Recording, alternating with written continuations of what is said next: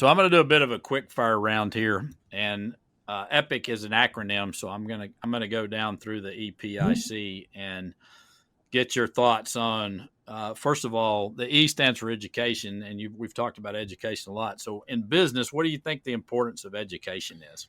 I think there's a bit of importance in education. Education is a broad term, and it can be both in academic and formal education, but can also be based on experience and getting your feet wet and your hands dirty. And so for me, I don't have a formal business education. And at times I thought maybe I would go back and get my MBA or something like that. But really, my education is in the doing.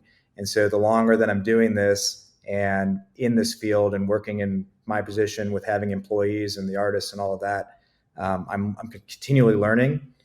And like I said, every day there's a failure, but there's also something to be learned every day. And so that's the education that's important.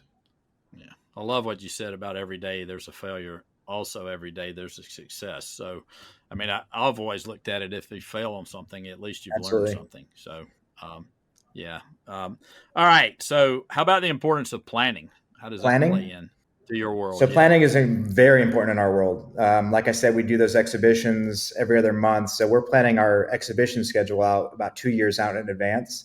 So there's a lot of planning that goes into just contacting the artist from the inception of an idea of a show to finding the artists, whether they're in our current roster or we're inviting them, to the initial email invite, knowing what the inventory is coming in, when the work comes in, planning how the gallery is going to transition over. We don't close while we're transitioning our exhibitions. We stay open. So just in that small part of what we do here, there's a lot of planning. And then, when we're working with clients on installs or auditioning or major projects, there's a lot of planning in that. So I would say planning is a major part of our business and is very much essential here.